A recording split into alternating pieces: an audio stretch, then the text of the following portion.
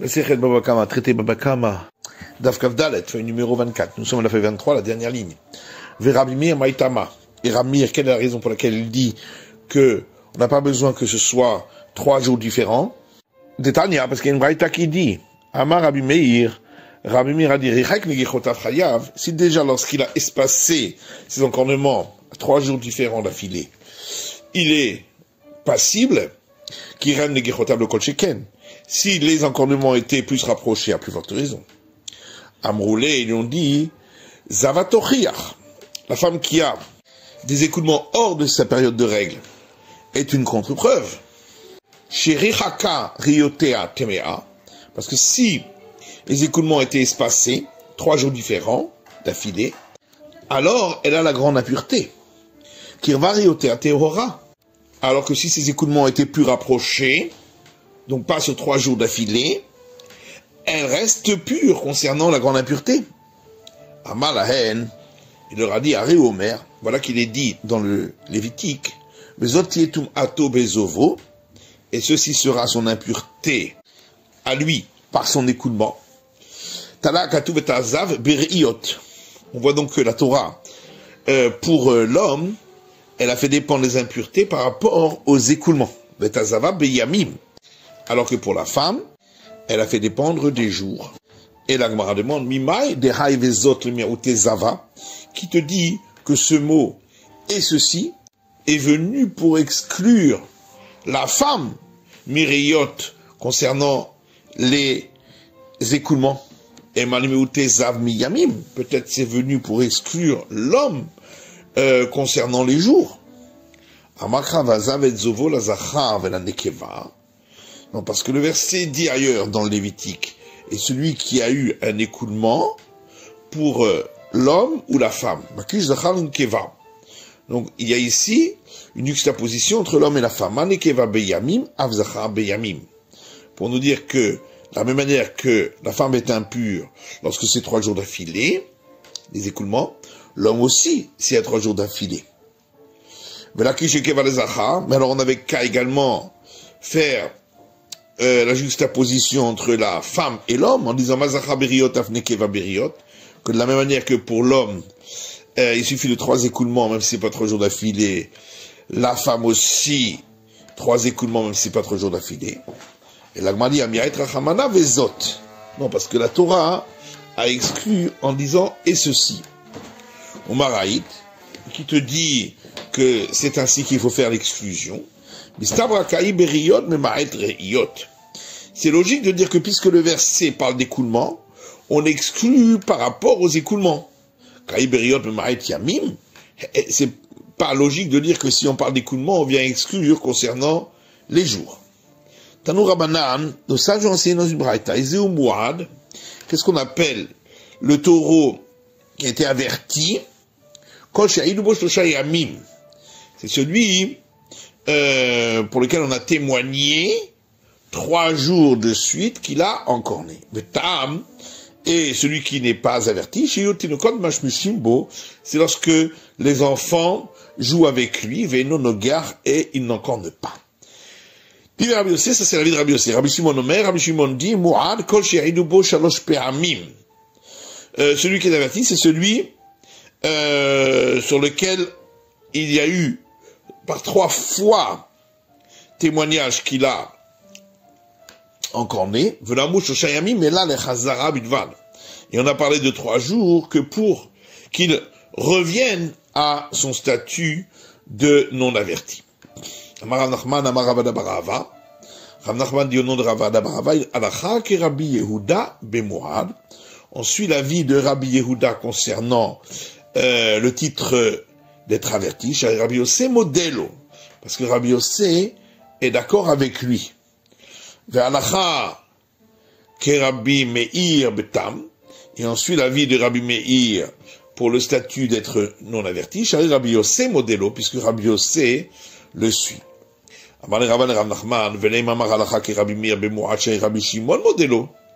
Pourquoi on ne dit pas, demande Rava à Rav Nachman, qu'on suit l'avis de Rabbi Meir concernant le statut d'être averti, parce que Rabbi Shimon est d'accord avec lui, Valachak et Rabbi Yuda, et qu'on suit l'avis de Rabbi Yuda, Betam, pour celui qui n'est pas averti, chez Rabbi Shimon, modélo parce que Rabbi Shimon est d'accord avec lui. Amaleana que Rabbi Yossé Svirali. Il lui a dit, moi je pense comme Rabbi Yossé. Des Rabbi Yossé ni mot, corps et mot.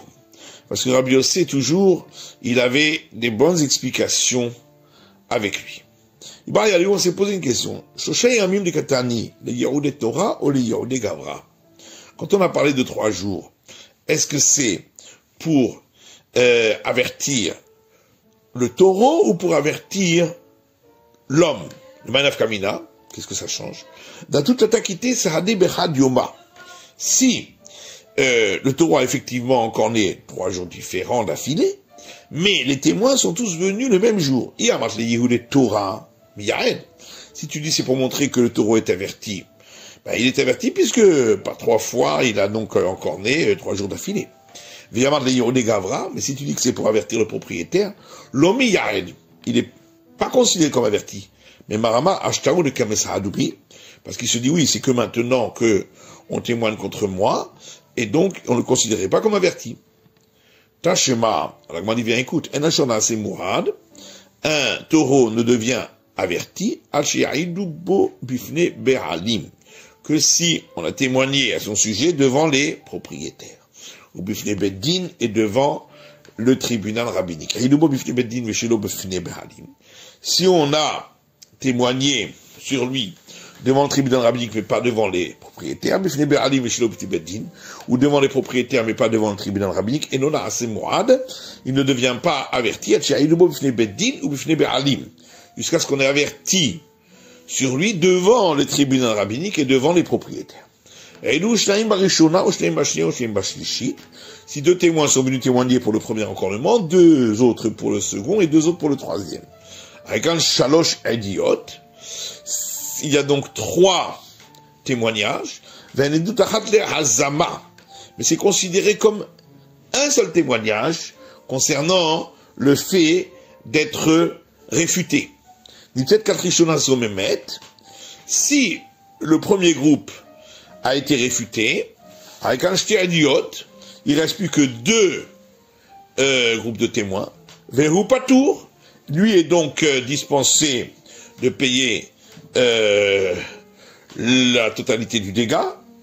Vehem Petourin. Et eux aussi sont dispensés de payer.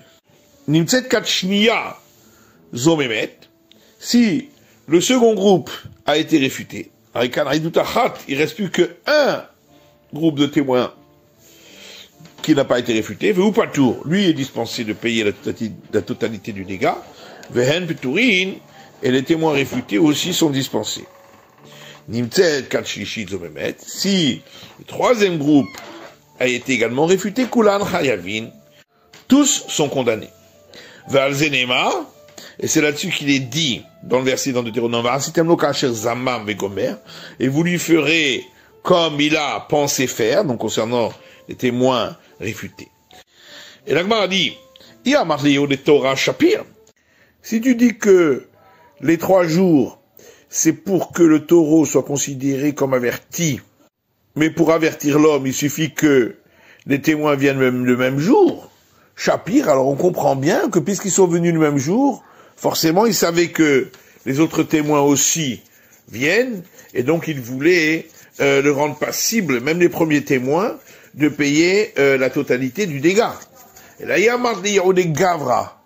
Mais si tu dis que les 3 jours, c'est pour avertir le propriétaire, et donc ils sont venus 3 jours différents.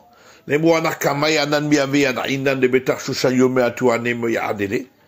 premiers pourraient dire, est-ce que nous savions qu'au bout de 3 jours, allaient venir d'autres témoins encore pour le rendre passible de payer la totalité du dégât, et donc pourquoi à la fin, on les rend passibles aussi à participer à ce paiement? Amar Ravashi Abrit Alishmata Kamed Rav Kahana. Ravashi dit, j'ai rapporté ce sujet devant Rav Kahana. Et il m'a dit, et même si on dit que ils viennent pour avertir concernant le taureau, est-ce que on comprend? Venez-moi en Arbatra, et les derniers témoins pourraient dire Anan Mana Yadrinan de Cholka de Kaïbedina ashude betura ka'atu. Et comment pouvons-nous savoir est-ce que tous ceux qui sont au tribunal viennent pour témoigner sur le taureau? Nous étions venus uniquement pour le rendre passible de payer la moitié du dégât. Et on répond de Kameram Zeramouzé. On parle d'un cas où ils se faisaient des signes entre eux. Donc on voit qu'ils sont tous venus pour la même chose. Ravashi Amar que chez Baour et Tsoufim. Ravashi dit, on parle dans un cas où ils sont tous venus l'un à la suite de l'autre, et donc ils savaient ce que les autres ont dit. Ravina Abba Makirim Ba'alashor, Ven Makirim et Ashor. Ravina dit, on parle d'un cas où ils connaissaient le propriétaire du taureau, mais ils ne connaissaient pas le taureau. Et donc forcément, ils sont venus pour qu'il paye la totalité du dégât. Parce que si c'est pour payer la moitié, de toute façon, on paye avec le corps du taureau, et ils ne connaissaient pas qui était le taureau. Et l'Agmar demande, mais alors comment peuvent-ils l'avertir? C'est parce qu'ils ont dit, tu as dans ton cheptel un taureau qui est encore né. Et donc tu dois garder l'ensemble du cheptel. On s'est posé une question. Si quelqu'un a incité le chien d'un autre à attaquer un autre, Maou, qu'est-ce qu'il en est? Mais chasser, valaille pas tout. Celui qui a incité, c'est sûr qu'il est dispensé de paiement, puisque c'est pas lui qui a fait le dégât. Baal kedev bae. Mais qu'est-ce qu'il en est du propriétaire du chien? Est-ce qu'il peut dire, mais moi, qu'est-ce que j'ai fait? Ou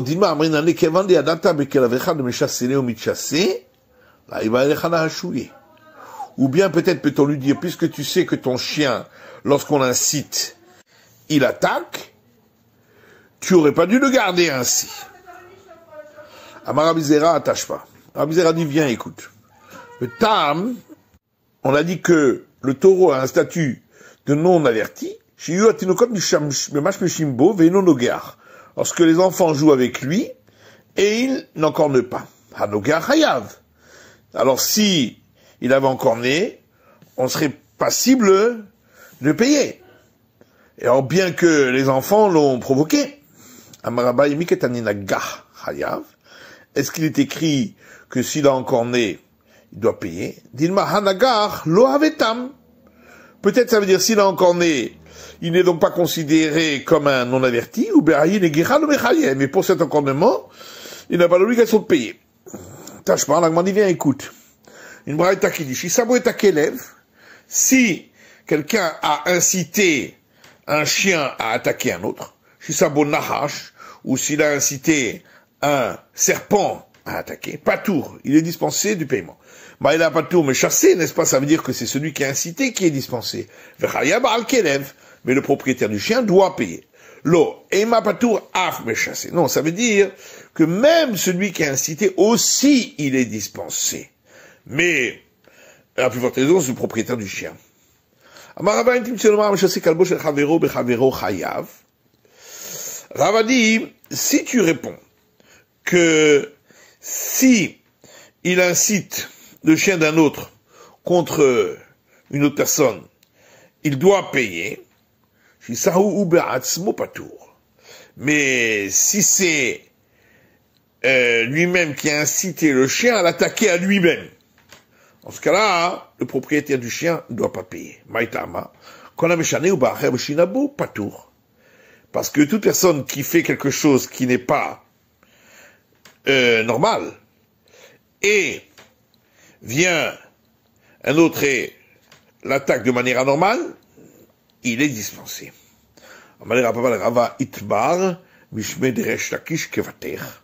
Rava dit à Rava, au nom de Resh Lakish, on a enseigné comme ce que tu dis. D'Amar Resh Lakish, puisque Resh Lakish a dit, j'étais parole birshut harabim. S'il y avait deux vaches dans le domaine public, achat rivutza v'achat mehalechet, une couchée et une qui marche. Ou ba'ata mehalechet birfutza, et celle qui marche a donné un coup de pied dans celle qui est couchée. Petura, on est dispensé de payer. Revutsa va me'alechem. Mais si c'est celle qui était couchée, qui a donné un coup de pied dans celle qui marchait, chayevet, on doit payer. Donc on voit bien que puisque elle était couchée, donc elle a fait quelque chose qui était anormal, l'autre vache l'a attaqué en lui donnant un coup de pied, donc aussi fait quelque chose d'anormal, on voit que le propriétaire n'a pas besoin de payer. Amarle, il lui a dit, Ana be'ahi chayuve mechayimna. Dans ce cas-là, moi j'aurais dit que il doit payer. D'Amrinane, parce qu'on peut lui dire, quitte la reshuta, laissez gouiller alay. Si tu as une autorisation, c'est que la vache marche sur l'autre. Mais le biotébi, mais donner un coup de pied contre cette vache, l'être la reshuta. Tu n'as pas du tout autorisation. Matitin, Mishnah suivante, Shora Mazik Beshutanizak Ketzad. Le cas du taureau qui a fait un dégât dans le domaine de l'endommagé, c'est quoi? Nagach, Nagaf, Nashach, Ravatz, Ba'at. Si il a encorné, ou il a poussé, ou il a mordu, ou il s'est couché sur l'autre, ou il a donné un coup de pied. Birchuta Rabim, dans le domaine public, Meshalem Chatsi Nezek, il paiera que la moitié du dégât, s'il n'était pas averti. Birchuta Nizak, si c'était dans le domaine de l'endommagé, Rabbi Tarfon Omer Nezek Shalem, Rabbi Tarfon y paiera la totalité du dégât, Vachacham Omrim Chatsi Nezek, et les sages disent la moitié du dégât. Amarnaim Rabbi Tarfon aura dit, Uma bimakom shehikal ala shen va la regel Birchuta Rabim. Si déjà, alors que on a été plus coulant pour la dent, le dommage causé par la dent et le dommage causé par le pied, dans le domaine public. Choupatour, on a dit que le propriétaire du taureau est dispensé. Malgré tout, si c'était dans le domaine de l'endommagé, on a été plus sévère, il doit payer la totalité du dégât. Alors dans le cas où on a été plus sévère, c'est-à-dire concernant le dégât de la corne, que dans le domaine public on paye la moitié du dégât, et n'est-ce pas à plus forte raison que on va être plus sévère, lorsque c'est dans le domaine de l'endommagé, de payer la totalité du dégât. Amroulo, les sages nous ont répondu, d'ailleurs, la voix menadine, miyot kenidon. Il est suffisant, pour le cas qu'on déduit par un argument a fortiori, qu'on lui donnera la règle du cas duquel on l'a déduit. Et donc, puisque dans le domaine public, il paye pour le dégât de la corne la moitié du dégât, également, pour le domaine de l'endommagé, il paiera uniquement la moitié du dégât. Amar la reine, et Rabbi Tarfon leur a dit aux sages, Afani, moi aussi, loadun keren mi keren. Je n'apprends pas le cas du dégât de la corne dans le domaine de l'endommagé, du cas du dégât de la corne dans le domaine public. Aniadun keren mi regel. J'apprends le cas du dégât de la corne dans le domaine de l'endommagé, du cas du dégât du pied dans le domaine de l'endommagé. En disant, si déjà, alors qu'on a été coulant pour le dégât de la dent et le dégât du pied dans le domaine public, qu'on ne paye pas. On a été plus sévère pour le dégât de la corne, on paye la moitié du dégât. Alors, dans le cas où on a été sévère pour le dégât de la dent et le dégât du pied dans le domaine de l'endommagé où on paye la totalité du dégât, et nous dit, c'est pas plus votre raison que on sera sévère pour le dégât de la corne de payer la totalité du dégât. Ils lui ont dit, là aussi, on applique la règle qu'il est suffisant pour celui qui a été appris par un argument fortiori, de lui donner la règle de celui duquel on l'a appris. Donc, puisque dans le domaine public, pour le dégât de la corne, on paye la moitié du dégât, pareil, pour dans le domaine de l'endommagé, on paiera la moitié du dégât. C'est la fin de l'étude de la feuille numéro 24 du Daf Kavdalet.